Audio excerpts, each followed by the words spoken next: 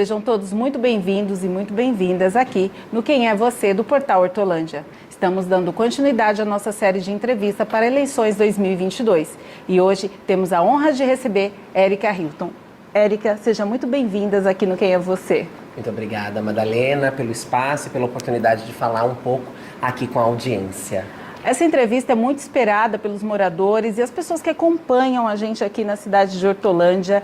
Inclusive, seu nome foi solicitado várias vezes para que essa entrevista acontecesse. Confesso que eu estou um pouco nervosa, gente, porque vocês pediram tanto e era tão desejado que não tem como não ficar nervosa. Fico mas muito honrada, muito obrigada. A honra é toda nossa. E vamos dar início com a nossa pergunta clássica. Érica, quem é você?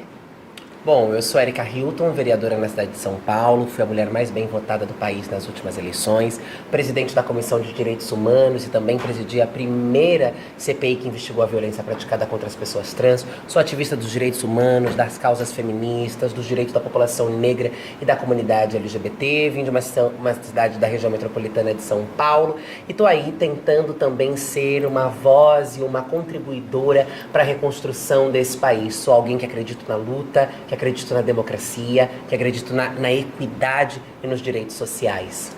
Érica, a sua luta é uma luta gigante e muitas pessoas estão te acompanhando. Desde a sua eleição, você foi co-deputada estadual, né, aqui de São Paulo, e você foi eleita como a vereadora mais votada do país.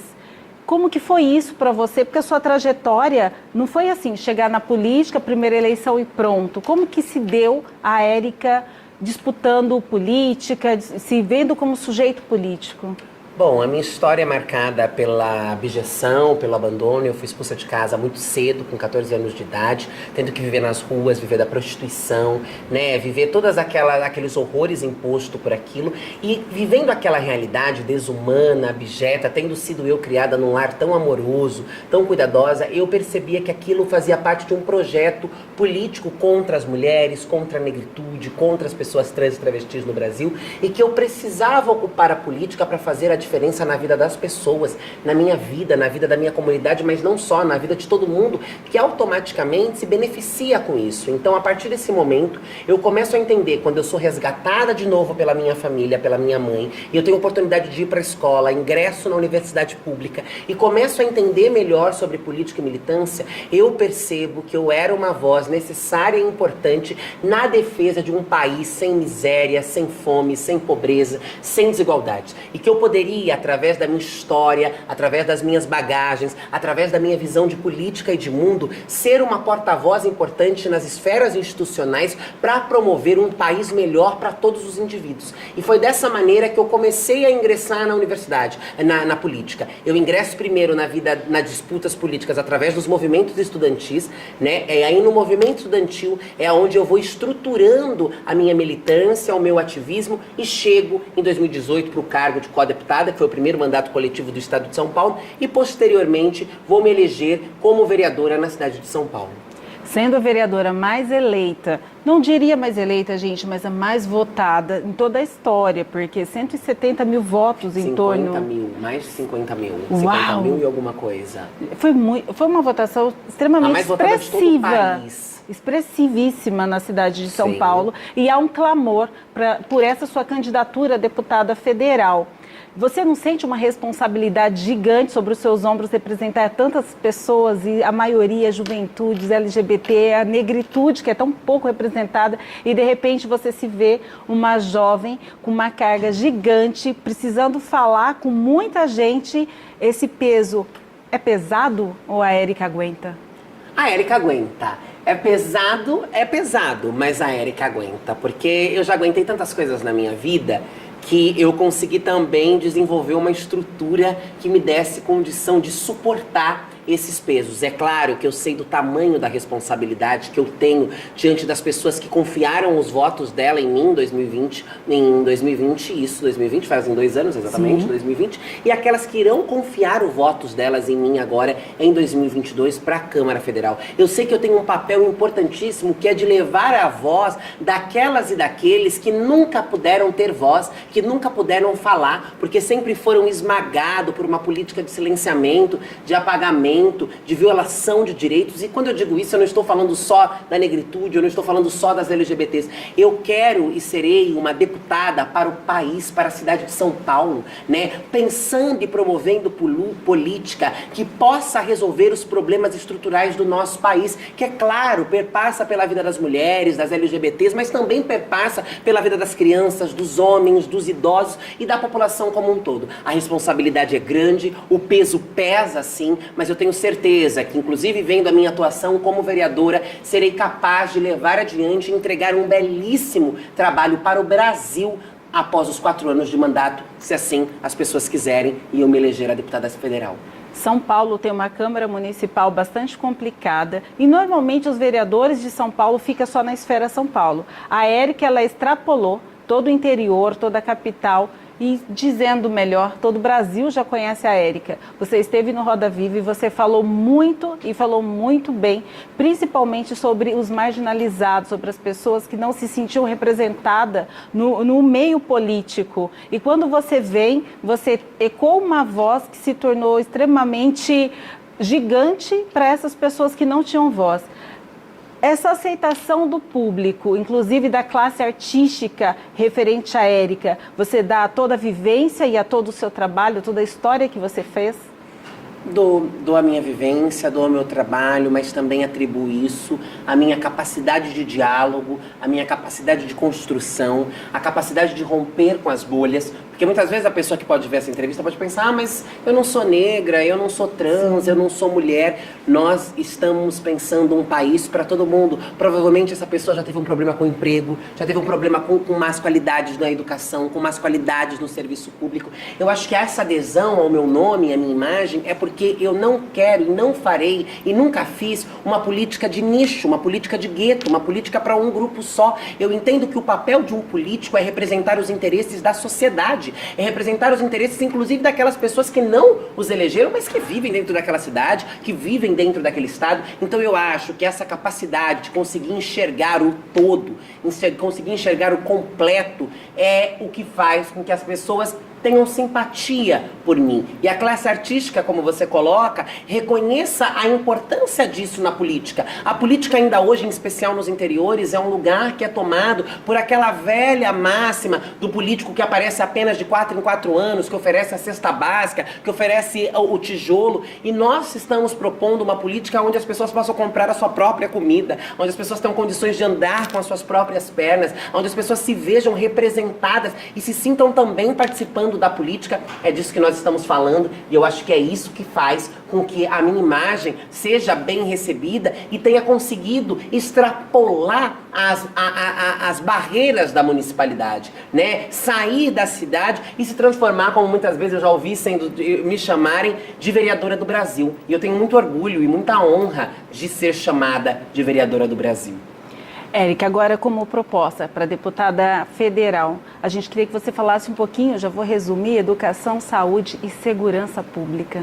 Olha, são 3 pilares extremamente destruídos, né, desmontados, inclusive pelas políticas postas pelo último governo, né, que sucateou a educação, sucateou a saúde, desprezou a pandemia, né, judiou assim dos professores, dos profissionais da área da saúde. Então nós precisamos restabelecer esta ordem, participando a partir do momento do princípio com investimento. É preciso derrubar o teto de gasto colocado lá pela gestão de Michel Temer, para que a educação e a saúde possa receber incentivos, possa receber investimento e dinheiro para executar. É preciso valorizar os trabalhadores da área da saúde, é preciso valorizar os professores, é preciso promover no Brasil uma educação libertadora, emancipatória, o incentivo à leitura, menos armas, mais livros. É necessário, urgente, e eu procurei através de legislações, de emendas parlamentares, porque a instituição ela te dá vários caminhos, que o SUS tenha estrutura e infraestrutura para receber os cidadãos que ali procurem aquele atendimento, que haja espaço para os agendamentos de consultas. E na segurança pública nós precisamos começar a debater uma segurança pública humanizada. Os papéis da polícia não podem ser matar e agredir negros pessoas vulneráveis. Nós precisamos de uma segurança pública bem estruturada, mas que sirva para fazer a manutenção da ordem de forma respeitosa, harmônia. Nós precisamos de políticas públicas que enfrentem o genocídio, a violência praticada pelo braço armado do Estado contra as pessoas que vivem nas periferias, contra as pessoas negras, contra as pessoas pobres. A descriminalização da pobreza também perpassa pelo debate da segurança pública. Nós precisamos começar também a fazer um debate sobre como nós vamos minimizar a violência, não produzindo mais violências. Nós temos nesse tripé educação, saúde e segurança pública uma série de demandas que precisam ser olhadas de forma cuidadosa, minuciosa e profunda. É claro que o tempo que nós temos aqui, ele é um tempo muito curto para que eu consiga destrinchar tudo isso. Mas antes de encerrar, eu queria dizer que um dos pilares também importantes para a área da educação é o incentivo à pesquisa nas universidades. É o levante que nós precisaremos dar nas universidades públicas, nas escolas públicas, sem sombra de dúvida nenhuma, mas eu quero bater na importância de que as pesquisas foram extremamente sucateadas, as bolsas de pesquisas foram desmontadas, e eu terei o compromisso com a educação de retomar isto, porque sabemos que através da educação é que nós conseguiremos consolidar uma sociedade mais segura, menos violenta, mais democrática, consciente dos seus direitos, e é isso, a educação é transformadora e revolucionária. A Érica, ela vem agora, não você que fala, mas o público vem falando dessa terceira via, que você já deveria ter vindo como uma terceira via, uma vez que o Brasil já te abraçou. Como que você se sente vindo, de onde você veio, fazendo as lutas que você faz, já com esse clamor da população, você que está disputando uma candidatura agora a deputada federal, sendo que já tem esse pedido do público? Eu sempre fico bem passada, eu vou ser sincera, porque de fato eu sou jovem e sempre respondo isso para as pessoas. Eu digo, eu ainda não tenho idade para ser presidente desse país. Até porque as pessoas às vezes não sabem, mas a idade mínima é de 35 anos de idade. E eu ainda estou um pouco distante dessa idade. Então eu fico passada, mas eu fico orgulhosa, Madalena, eu fico honrada, porque eu ainda sou e sempre serei orgulhosamente uma travesti negra que cresceu na periferia, criada pela mãe, pela avó e pelas tias, que foi pra rua quando tinha 14 anos de idade, que viveu as esquinas, que viveu a violência da rua, que voltou pro seio familiar e que hoje pode ser a cara de um Brasil que acredita assim que uma mulher como eu pode propor uma política universal, uma política para todos, uma política de verdade, uma política de afeto, de cuidado, de construção, com projetos, com propostas. Eu fico honrada, eu acho que isso é um feito que eu nunca poderia imaginar em toda a minha história. E aí eu lembro daquela Érica lá atrás, abandonada, largada, deixada pela própria família, sozinha, sofrida, com fome, e eu lembro e olho para agora e digo, aquele sofrimento me consolidou a mulher que eu sou hoje e me fez chegar diante de uma entrevista e ser questionada da forma como eu me sinto, como sendo aí colocada nesse momento absurdo como terceira via, incabível, esse debate deve ser esquecido por todo mundo, mas na posterioridade, como alguém que possa pleitear um cargo na presidência desse país e quem sabe, por que não, ser a primeira travesti, a primeira mulher negra eleita à presidência. Então eu fico honrada, passada e esperançosa que através desses comentários que são pontuais, a gente possa construir um Brasil que não mate pessoas trans, que não mate travestis só pelo fato delas serem quem são. A gente falou de amor aqui, que é esse amor que as pessoas têm por você, mas também há a equipe do ódio, né? Aquelas pessoas que exalam seus ódios e que não devem ser esquecidas nesse momento da entrevista. A gente fala muito de violência de gênero na política. Você sofre muito essa violência? Bastante. Sofro bastante a violência política de gênero das mais diversas maneiras, seja ela através das ameaças, seja ela através da forma como muitas vezes os colegas nos parlamentos nos tratam, seja ela através da forma como os nossos projetos tramitam, porque a violência ela não pode ser entendida apenas como o dispositivo da agressão. A violência política de gênero é quando dizem que vão matar ela, é quando dizem que quando querem invadir o gabinete dela. Isso é a violência escrachada, rasgada. nada. Mas a violência também é quando me silenciam. A violência também é quando tentam não me deixar falar, porque não conseguem. Eu me imponho e falo. Eu não cheguei ali com a quantidade de votos que cheguei para homem nenhum calar minha boca. Mas isso é uma violência. É quando eu preciso me reafirmar mais de uma vez. É quando eu preciso mostrar que eu tenho capacidade para propor, que eu tenho capacidade para fazer, que eu tenho intelectualidade suficiente para pensar aquilo que eu tô colocando. Então eu sofro muito essa violência, sim. Por ser mulher, por ser negra e por ser travesti. A gente está chegando quase ao final da nossa entrevista e tem duas perguntas que eu preciso fazer. Uma delas é, Érica dormiu hoje, dia 1º de outubro, dia 2, dia de votação.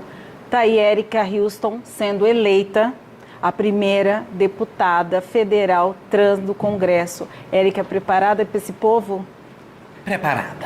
Preparada, assim, ansiosa, temerosa em certa medida, porque sei que é uma conjuntura em um cenário bastante distinto do que eu estou acostumada, mas preparada porque eu sei o que eu tô indo fazer lá. Eu sei quais são os interesses que eu estou indo defender lá. Eu sei qual é o papel que eu tenho que cumprir naquele espaço. Eu sei qual é a obrigação e o dever que eu tenho para lidar com aquela gente, inclusive para ensiná-los a lidar com pessoas como nós. Então eu estou preparada e me preparando todos os dias, é claro.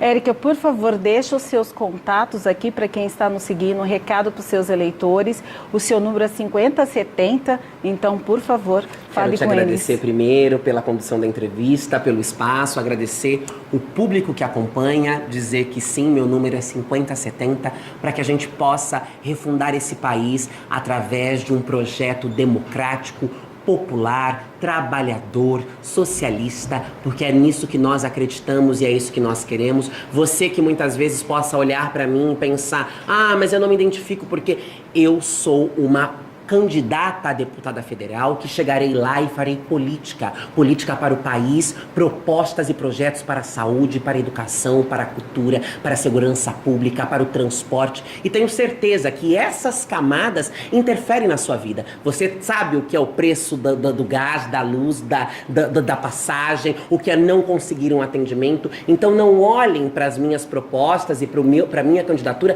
apenas como a candidatura de uma mulher trans, negra, de esquerda, mas olhe para esta candidatura como uma candidatura que é capaz de refundar este país pelas mãos daquelas que sentiu na pele o preço da violência, da barbárie e da ausência da representação política. Vamos reconstruir o Brasil junto, o Brasil da comida na mesa, o Brasil da equidade, o Brasil da alegria, o Brasil da festividade, porque é isso que nós precisamos e é isso que nós queremos. Para me encontrar nas redes sociais, no meu Instagram é Hilton_Érica, no Twitter, Érica K. Hilton, e no Instagram e no Facebook, Érica Hilton, e no TikTok, Érica Hilton SP.